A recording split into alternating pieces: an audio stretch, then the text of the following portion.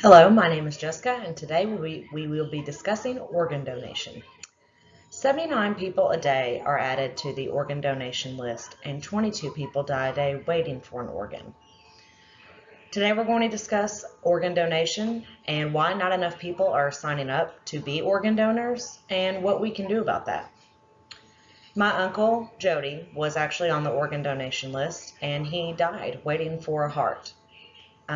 So it's very close to me, and it's a purpose that I'm trying to bring light to.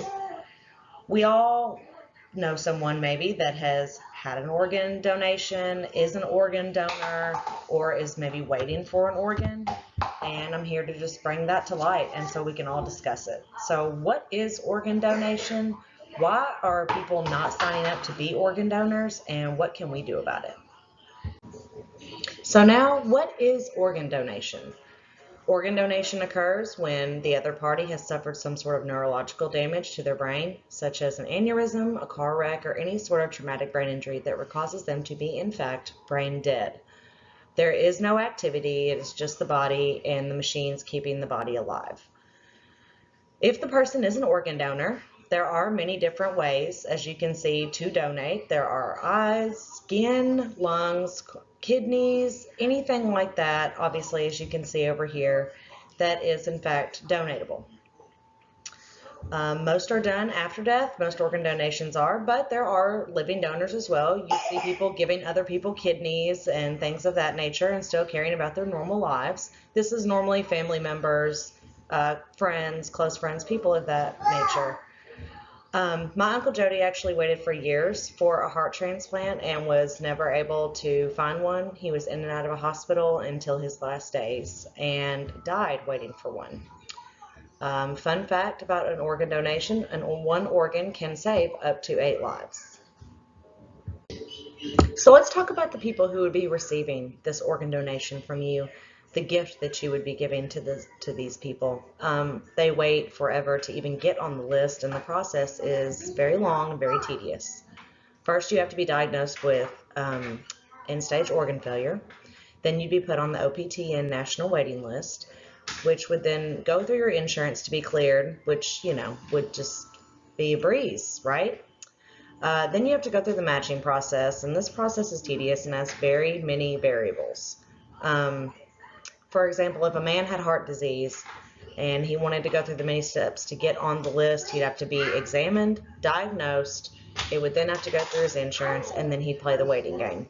Pretty much like my uncle did. He went through months of jumping through hoops he was examined, he was diagnosed, in and out of the hospital, back and forth, until he was finally on the list, and then he died there waiting.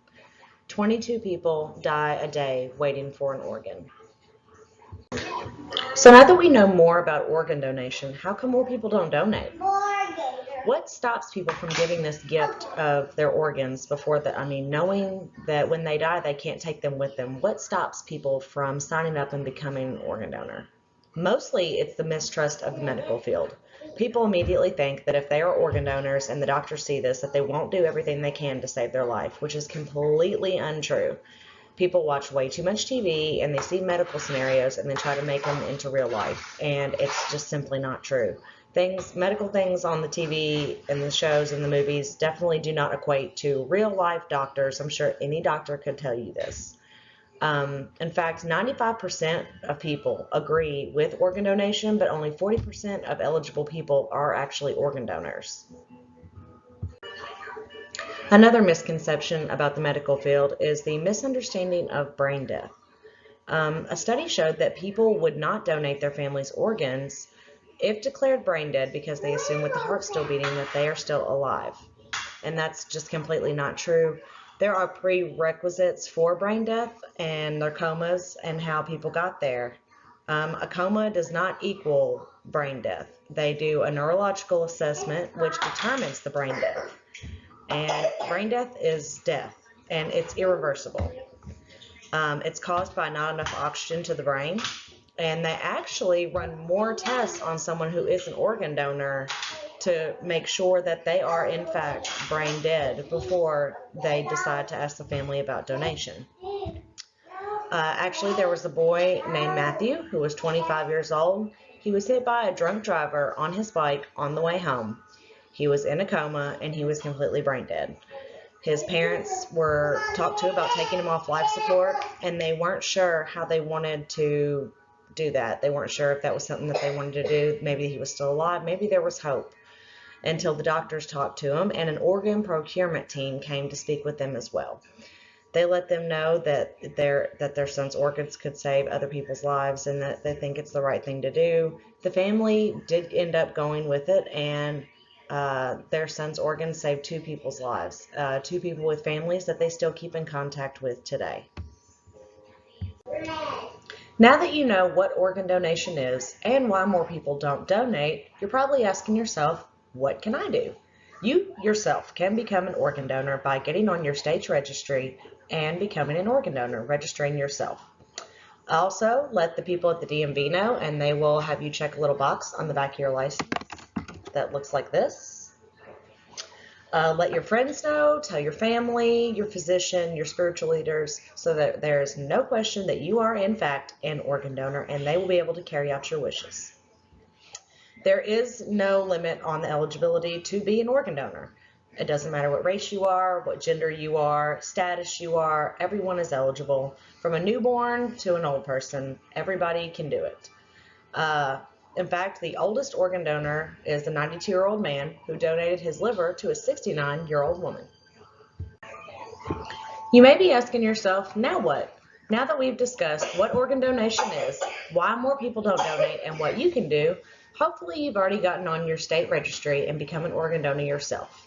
Once you do this, you can check all the boxes that apply in organ donation, whether you want to donate all of your organs or specify the ones that you're comfortable donating after your death. You may be saying, now what happens? So now that you are on the registry, as we discussed earlier, once you fall ill and the doctors have done everything that they can to save you, which is plenty, especially if you're an organ donor, because they want to make sure that everything is in place. They will run numerous tests on you and make sure that you are in fact brain dead. Once it is confirmed, a hospital will notify its local OPO, which is the Organ Procurement Organization. A local representative comes out to the hospital, sees that you are in fact a donor and that you are in fact brain dead with no brain activity, and they will contact the OPTN, which is the Organ Procurement and Transplantation Network. They will then look and try to find a recipient for your gift. Now that we've gone through the ins and outs of organ donation, hopefully you're more informed on the subject and you yourself can make the decision to become an organ donor. Remember that 79 people every day go on the list to be a recipient of an organ, and 22 people die every day waiting for one. And one person becoming an organ donor can save up to 8 people's lives. Doctors do everything they can to save someone regardless if they're an organ donor or not. In fact, they even do more if you are an organ donor.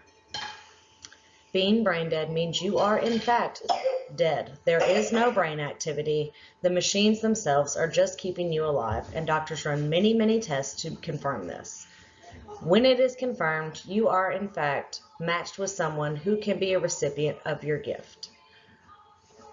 You can sign up at the DMV or hopefully go on your state registry and become a donor yourself. Don't forget to tell all of your loved ones about it. Tell your friends, tell your family, tell your spiritual advisors so that your wishes may be carried out upon your death. What would you do if one of your loved ones needed an organ or you yourself needed one? Someone who hasn't registered could possibly save your life or your loved one's life. So raise awareness. Tell as many people as you can. And remember that someone not registering could be saving your life or your loved one's life.